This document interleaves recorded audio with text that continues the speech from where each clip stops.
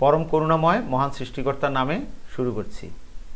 প্রিয় শিক্ষার্থী, সম্মানিত সহকর্মীবৃন্দ, সম্মানিত অভিভাবক তথা দর্শকবৃন্দ, আপনাদের সবাইকে আমার আজকের এই ক্লাসে অনেক অনেক শুভেচ্ছা। প্রিয় শিক্ষার্থী, আমরা গত বেশ কিছুদিন যাবৎ যে ক্লাস নিচ্ছি, আজকের ক্লাসটিও তারই ধারাবাহিকতার একটি ক্লাস। শিক্ষার্থীবৃন্দ, আমরা প্রতিদিনই নতুন নতুন শিক্ষার্থী এই অনলাইন পাঠের সাথে যুক্ত হচ্ছি। তো আজকের এই পাঠে আমি শুরুতেই নতুন শিক্ষার্থীদের জন্য আমার পরিচিতিটা দিচ্ছি। আমি সঞ্জয় ভৌমিক, প্রভাষক প্রাণীবিদ্যা বিভাগ, গৃহকালিন্দিয়া হাজার হাসমত ডিগ্রি কলেজ, ফরিদগঞ্জ, চাঁদপুর। আমার আজকের এই ক্লাসটি দ্বাদশ শ্রেণীর বিজ্ঞান বিভাগের শিক্ষার্থীদের জন্য। আমি পড়াবো জীববিজ্ঞান দ্বিতীয় পত্র। আমার পাঠের অধ্যায় হচ্ছে নবম, আর নবম অধ্যায়ের নাম হচ্ছে মানব জীবনের ধারাবাহিকতা। শিক্ষার্থীবৃন্দ, তাহলে চলো আমরা পাঠে চলে যাই। সেই সাথে সাথে আমরা পর্দায় কিছু ছবি দেখি। তোমরা পর্দায় একটা ছবি দেখতে পাচ্ছ।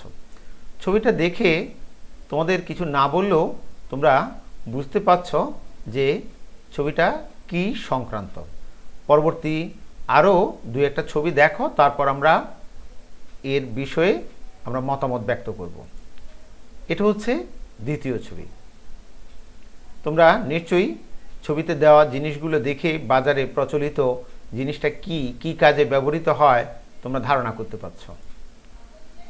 তৃতীয় যে ছবিটা, সেটাও তোমাদের অনেকের কাছেই পরিচিত। তোমরা বিশেষ করে ঔষধের ফার্মেসিগুলোতে এই ধরনের সামগ্রী দেখে থাকো। আর চতুর্থ এবং সর্বশেষ যে ছবিটা, এটা একটা লগো, বাংলাদেশ সরকারের একটি অধিদপ্তরের ছবি। তো আমি একটু পরেই তোমাদেরকে এ বিষয়ে বলছি।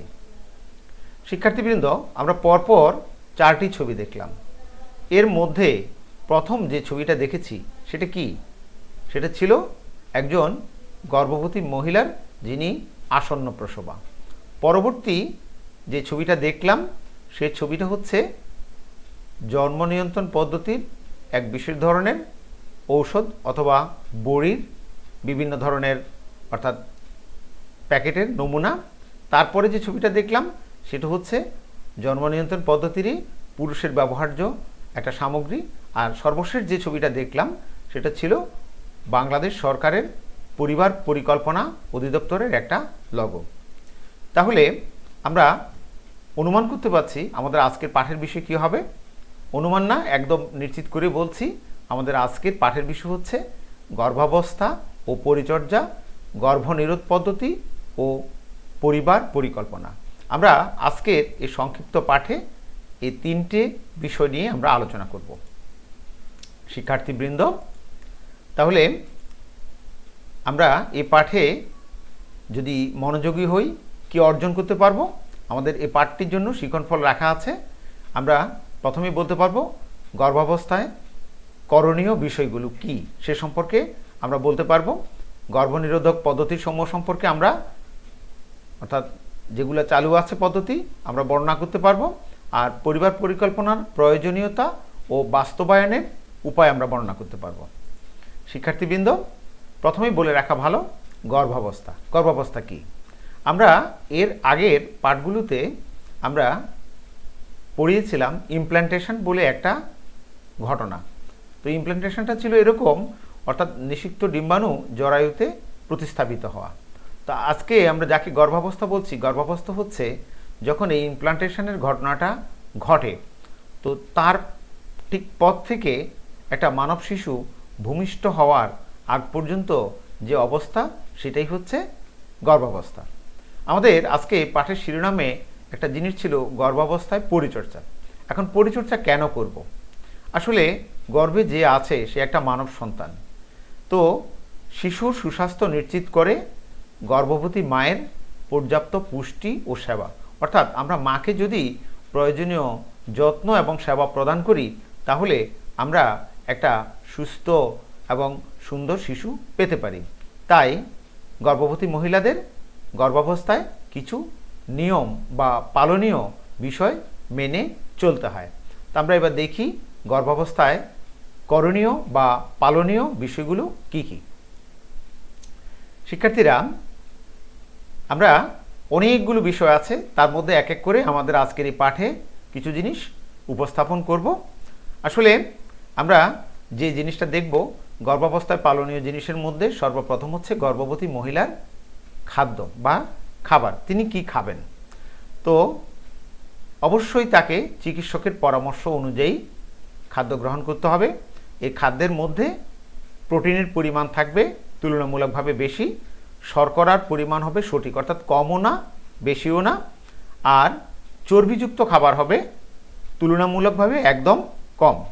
সাথে সাথে তিনি যে সমস্ত খাবার খাবেন সে সমস্ত খাবারে থাকবে লৌহ, calcium, vitamin, zinc, folic acid, potassium এবং সেলেনিয়াম।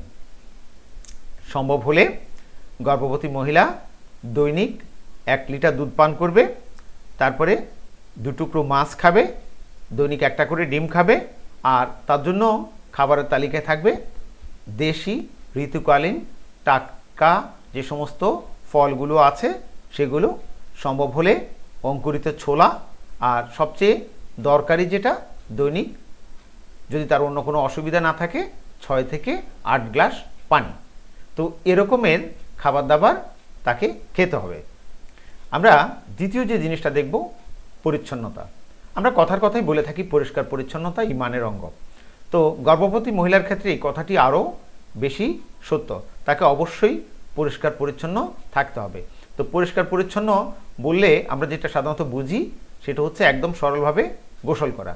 দৈনিক তাকে গোসল করতে হবে নিয়মিত, এবং তার শরীরে কোথাও কোনো ময়লা বা দুর্গন্ধ বা এরকম কিছু হয় এটা করতে দেওয়া যাবে না। তারপরে তাকে যেটা করতে হবে দাঁতের যত্ন।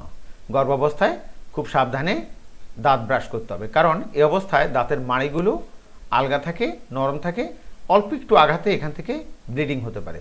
কারো যদি এর পূর্ব থেকে দাঁতের সমস্যা থেকেও থাকে, এই অবস্থায় তার দাঁত তোলার মতো চিন্তা করাটা ঠিক হবে না, কারণ তখন প্রচুর রক্তপাত হতে পারে। পরবর্তী যে জিনিসটা আমরা বলবো সেটা হচ্ছে ত্বক। গর্ভাবস্থায় সন্তান যখন পেটে আসে তখন পেটের চামড়া একটু করে ফাটতে শুরু করে। তো এই অবস্থায় অনেক অর্থাৎ মহিলার এই পেটে যোজক কলার অর্থাৎ টান পড়ার জন্য দাগগুলো খুব স্পষ্টভাবে দেখা যায়। যেন এরকম দাগ না দেখা যায় সেজন্য অর্থাৎ ডাক্তারের প্রেসক্রিপশন মতো বাজারে যে সমস্ত ফার্মেসিতে ক্রিমগুলো বিক্রি হয় ওরকম প্রেসক্রাইব ক্রিম অথবা তেল, অলিভ অয়েল এরকম জিনিস তাকে মাখাতে হবে বা মালিশ করতে হবে। তো তাতে করে যে ত্বক যে প্রসারিত হচ্ছে তার কারণে আর তার গর্ভজনিত বা মাতৃত্বজনিত দাগগুলা থাকবে না। তার পরবর্তী কথা হচ্ছে তাকে পর্যাপ্ত বিশ্রাম নিতে হবে। দুপুরে খাবার পর ঘন্টা 2 বিশ্রাম নিতে হবে এবং রাতে অন্তত 8 ঘন্টা তার বিশ্রাম নেওয়া উচিত। অনেক মহিলাই আছে কর্মজীবী মহিলা, তো তাদেরকে পেটের দায়ে দৈনন্দিন বেরোতে হয়। তো এটা ছাড়াও আমরা অনেকে শখ করে বেড়াতে যাই, যে ভ্রমণগুলো আমরা ইচ্ছা করলে এড়াতে পারি, আমাদের এ ধরনের ভ্রমণগুলো আমাদের অর্থাৎ বাদ দেওয়া উচিত। তারপরেও অনেকেই হয়তো এদিক সেদিক ঘুরতে যায়। তো তারপরেও যে কথাটা বলবো, গর্ভবতী অবস্থার প্রথম 3 মাস এবং শেষের 2 মাস ক্লান্তিকর এবং বড় ধরনের কোনো ভ্রমণ পরিহার করাটা উচিত। গর্ভাবস্থায় আরেকটি গুরুত্বপূর্ণ পরিচর্যার বিষয় হলো টিকা। গর্ভবতী মহিলাকে গর্ভধারণের 5ম ও 6ষ্ঠ মাসে একটি করে অর্থাৎ টিটেনাসের টিকা দিতে হয়। এটা দেয়া ভুল করা যাবে না, এটা দিতে হবে। আর সবশেষ কথা সেটা হচ্ছে গর্ভবতী মহিলা সবসময়ই ডাক্তারের তত্ত্বাবধানে থাকবেন। কোনো ধরনের অসুবিধা যদি নাও দেখা দেয় তা সত্ত্বেও গর্ভবতী মহিলাকে গর্ভধারণের প্রথম থেকে অর্থাৎ 0 থেকে 16 সপ্তাহের মধ্যে একবার ডাক্তারকে দেখাতে হবে।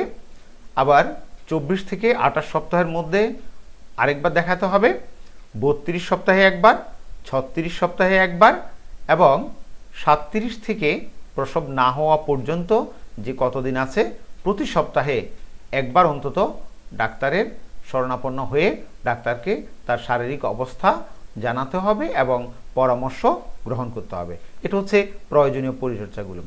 গর্ভবতী মহিলার ক্ষেত্রে তার যে যৌন মিলন সেখানে কিছুটা রেস্ট্রিকশন আছে উচিত, অর্থাৎ গর্ভধারণের প্রথম 3 মাস ও শেষ 1.5 মাস অর্থাৎ পরবর্তী 45 দিন, শেষ 45 দিন যৌন মিলন থেকে বিরত থাকা।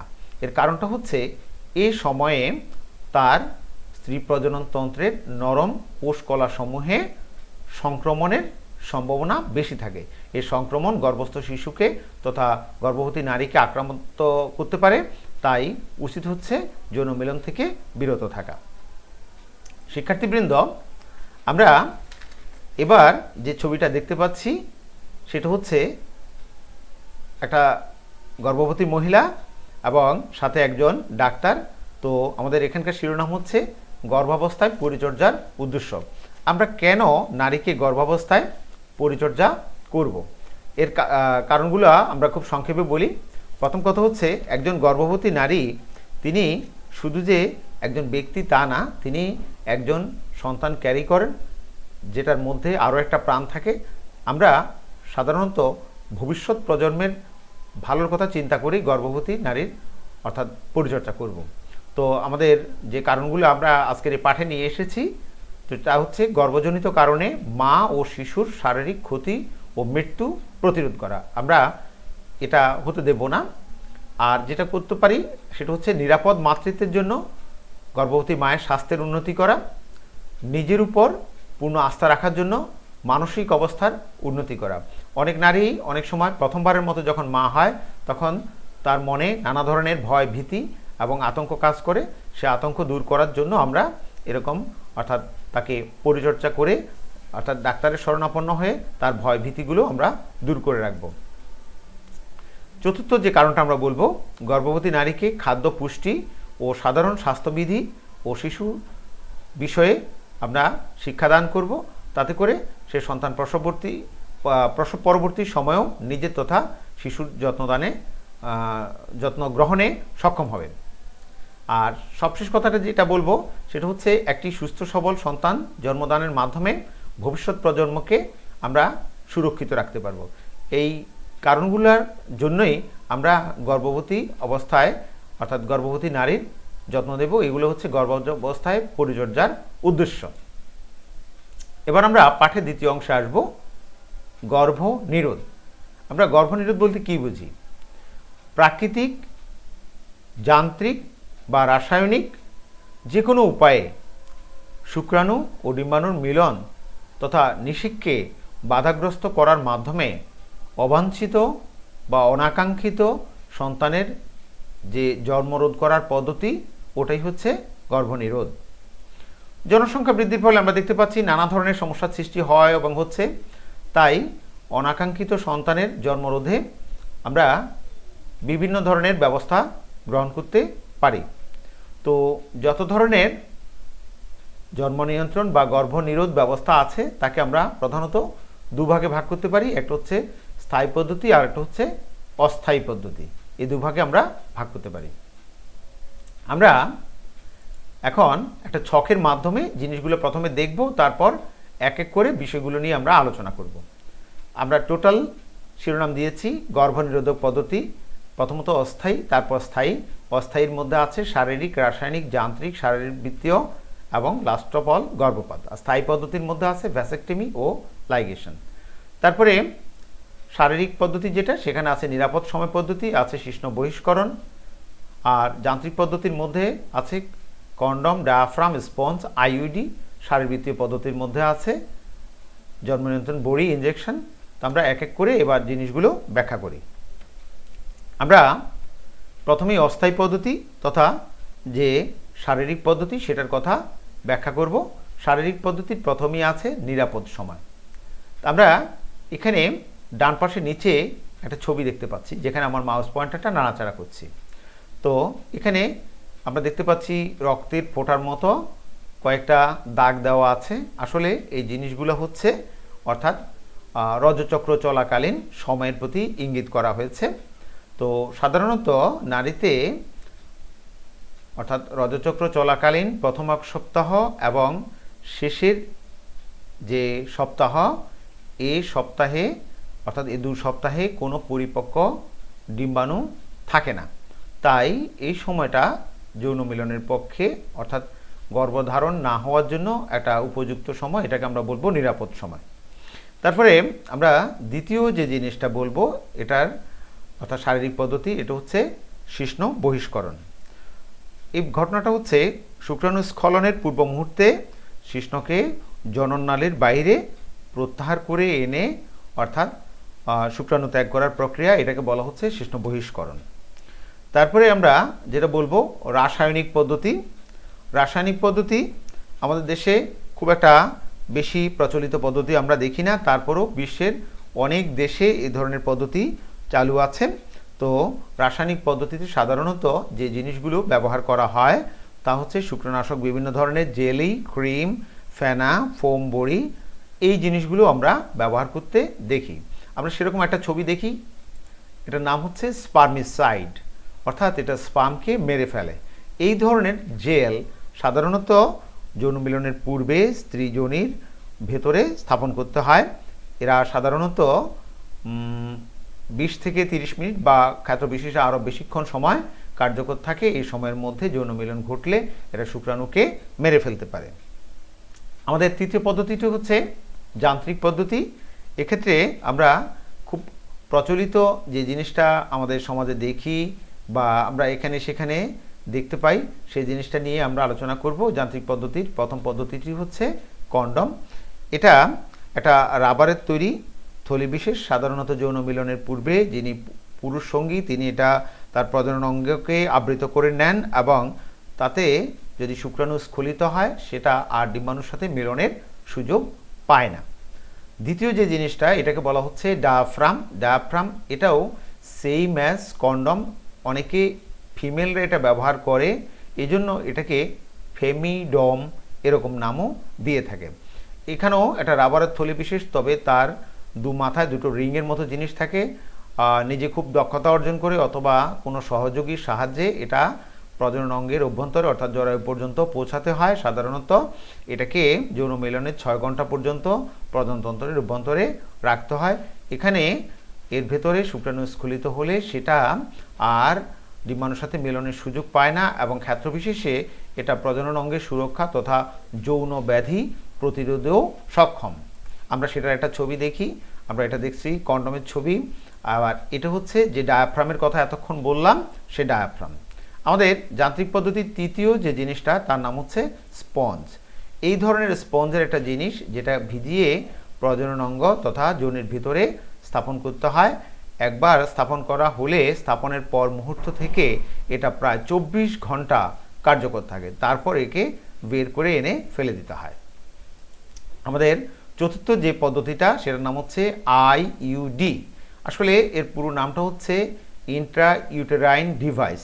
তো ডিভাইস শব্দটি থেকে আমরা বুঝতে পারছি এটা একটা যন্ত্রের আকৃতি, দেখতে অনেকটা টি এর মতো।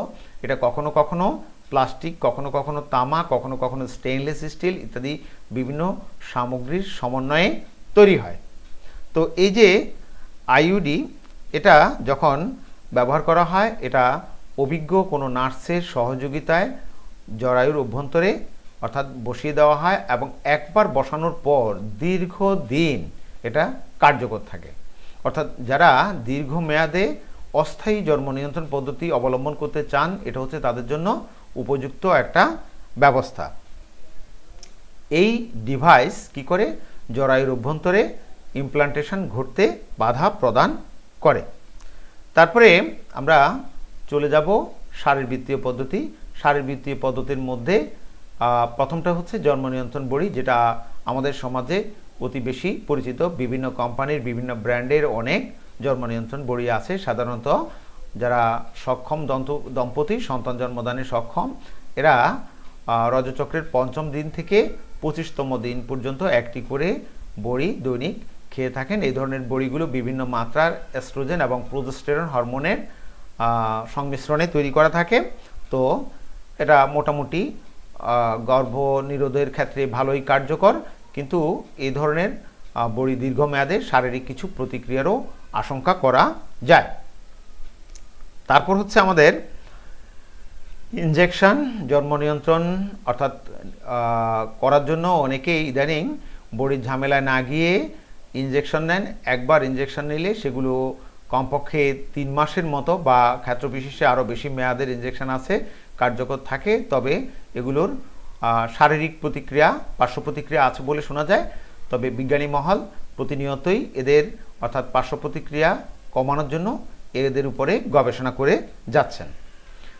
এর পরবর্তী যে ব্যবস্থাটা সেটা হচ্ছে গর্ভপাত। গর্ভপাত এটা আমাদের দেশে রাষ্ট্রীয় এবং ধর্মীয় উভয় দিক থেকে অর্থাৎ একটা অপরাধ বা পাপ। আমরা এটার কথা জন্ম নিয়ন্ত্রণের ক্ষেত্রে চিন্তা করব না। তবে পৃথিবীর কিছু কিছু দেশে অর্থাৎ উপযুক্ত কারণ সাপেক্ষে ভ্রূণের বয়স নির্দিষ্ট মাত্রায় থাকতে গর্ভপাত করার অনুমতি দেওয়া হয়। তো সেটা খুব একটা বেশি বয়সে না, যখন ভ্রূণের হৃৎপিণ্ড ফুসফুস চালু হয়ে যায় তখন আর দেওয়া হয় না, কোলের আগেই করতে হয়। উন্নত বিশ্বের কিছু কিছু দেশ তারা অর্থাৎ প্রতিবন্ধী শিশু জন্মাক এটা চায় না। সে সমস্ত ক্ষেত্রে যদি তারা নিশ্চিত হতে পারে গর্ভস্থ সন্তান অর্থাৎ প্রতিবন্ধী হয়ে জন্মাবে বা গুরুতর অসুস্থ হয়ে জন্মাবে, তখন সেক্ষেত্রে তারা সংশ্লিষ্ট বাবা মাকে গর্ভপাতের অনুমতি দিয়ে থাকেন। আমরা এবার চলে যাব স্থায়ী পদ্ধতি জন্ম নিয়ন্ত্রণের। স্থায়ী পদ্ধতি হচ্ছে মূলত দুটো। একটা হচ্ছে এটা হচ্ছে ইনজেকশনের ছবি, আর স্থায়ী পদ্ধতি প্রথমটা হচ্ছে ভ্যাসেক্টমি আর দ্বিতীয়টা হচ্ছে লাইগেশন। এক্ষেত্রে বিষয়টা একদমই সহজ। এখানে কি করা হয়, শুক্রবাহী নালিকাকে উভয় দিক থেকে কেটে বেঁধে দেওয়া হয়। ফলত শুক্রাণু আর যৌন মিলনের সময় ডিম্বাণুর সাথে মিলতে পারে না। তো এতে করে অর্থাৎ আর সন্তান জন্মদানের সম্ভাবনা থাকে না। এর বিপরীতে মেয়েদের জন্য যে প্রচলিত পদ্ধতিটি আছে সেটাকে বলা হচ্ছে লাইগেশন। এক্ষেত্রে তাদের যে অর্থাৎ ফ্যালোপিয়ান টিউব বা ডিম্বনালী সেটাকে কেটে উভয় প্রান্ত বেঁধে দেওয়া হয়। ফলত নিষেকের জন্য ডিম্বাণু আর শুক্রাণুর সাথে মিলনের সুযোগ পায় না। এই হয়ে গিয়ে আমাদের অর্থাৎ সমাজে প্রচলিত জন্ম নিয়ন্ত্রণ পদ্ধতিগুলো। এছাড়াও আরও বিভিন্ন ধরনের উন্নত পদ্ধতি উন্নত বিশ্বে আছে। কোথাও কোথাও হরমোনের কিছু কাঠি হাতের মধ্যে একটুখানি অপারেশন করে রেখে দিতে হয়, সেরকম ব্যবস্থাও আছে। তবে আমাদের দেশে সাধারণত এই ধরনের ব্যবস্থা খুব একটা বেশি আমরা দেখি না। যাই হোক, আমরা এতক্ষণ পড়ালাম। এবার তোমাদের জন্য ছোট্ট একটা প্রশ্ন দিচ্ছি, তোমরা প্রশ্নটা লিখে নাও। গর্ভনিরোধক কি? গর্ভনিরোধ কি? গর্ভনিরোধ কি? শিক্ষার্থীবৃন্দ, আমরা আমাদের সর্বশেষ সেগমেন্টে চলে এসেছি। তোমরা একটা লগো দেখতে পাচ্ছ, এটা বাংলাদেশ পরিবার পরিকল্পনা অধিদপ্তরের একটা লগো। তো প্রথমে আমরা বলবো পরিবার পরিকল্পনাটা কি। পরিবারের কল্যাণ ও উন্নতির কথা চিন্তা করে শারীরিক ও মানসিক প্রস্তুতি নিয়ে সন্তান গ্রহণ তথা পরিবার গঠনের সিদ্ধান্ত গ্রহণ ও বাস্তবায়ন, তারই নাম হচ্ছে পরিবার পরিকল্পনা। তো কেন আমরা পরিবার পরিকল্পনা করব? এটার উদ্দেশ্যটা কি? উদ্দেশ্য হচ্ছে 1. অনাকাঙ্ক্ষিত জন্ম পরিহার, 2. একাধিক গর্ভধারণের মধ্যবর্তী বিরতি নিয়ন্ত্রণ, 3. সন্তানের সংখ্যা নির্ধারণ, 4. গর্ভপাত রোধ এবং মাতৃ ও শিশুর সুস্বাস্থ্য নিশ্চিত করা, 5. জনসংখ্যা বৃদ্ধি রোধ ও পরিবার তথা দেশের অর্থনৈতিক অবস্থা ভালো রাখা। তো সাধারণত এই সমস্ত উদ্দেশ্যগুলোর জন্যই পরিবার পরিকল্পনা করা হয়। এখন কেউ যদি পরিবার পরিকল্পনা করেন তাহলে পরিকল্পিত পরিবারের সুবিধাগুলো কি কি? আমরা এরকম কয়েকটা আকর্ষণীয় সুবিধা দেখি। প্রথম কথা হচ্ছে সদস্য সংখ্যা কম হওয়ায় পরিবারের ব্যয়ের খুব একটা ঝামেলা থাকে না, ফলে পরিবার থাকে আর্থিকভাবে সচ্ছল। তারপরে শিশুর যত্নের সুযোগ থাকে, শিশু সংখ্যা কম, ফলে শিশু হয় স্বাস্থ্যবান। আর আরেকটা জিনিস, যেহেতু একটা বা সর্বোচ্চ 2টা শিশু, সেক্ষেত্রে বাবা মায়ের খুব একটা বেশি মানসিক চাপ থাকে না, তাই তারা কম অর্থ রোজগারও সুখী থাকেন। আর যেহেতু সন্তান কম, তাই সন্তানকে পর্যাপ্ত সময় দেওয়া যায়, সন্তানও থাকে প্রফুল্ল এবং বাবা মার মনও থাকে ভালো। আর সবশেষ কথা হচ্ছে, যারা পরিকল্পিত পরিবারের সদস্য তাদের পরিকল্পনার কারণে আমরা দেখি অনেক ক্ষেত্রে মেয়ে শিশু হলে অর্থাৎ পরিবারের দুশ্চিন্তা থাকে যে হ্যাঁ এটা দিয়ে কী হবে। তো পরিকল্পিত পরিবার গ্রহণ করলে তারা কি করতে পারে, তারা মেয়েদেরকেও প্রয়োজনে উচ্চশিক্ষিত করে অর্থাৎ নিজের পরিবার তথা রাষ্ট্রের সম্পদ হিসেবে গড়ে তুলতে পারে। আমরা এই যে পরিবার পরিকল্পনার কথা বললাম, তাহলে আমরা সেটা বাস্তবায়ন করব কিভাবে? বাস্তবায়ন করতে হলে আমাদের কি কি পদক্ষেপ সাধারণত নেওয়া উচিত? আমি এরকম সংক্ষেপে কয়েকটা কথা বলছি। সর্বপ্রথম কথা হচ্ছে, আমাদের সমাজে বাল্যবিবাহ থাকবে না। আমরা বিয়ের বয়স সংক্রান্ত রাষ্ট্রীয় যে আইন আছে সেটা কঠোরভাবে কার্যকর করব।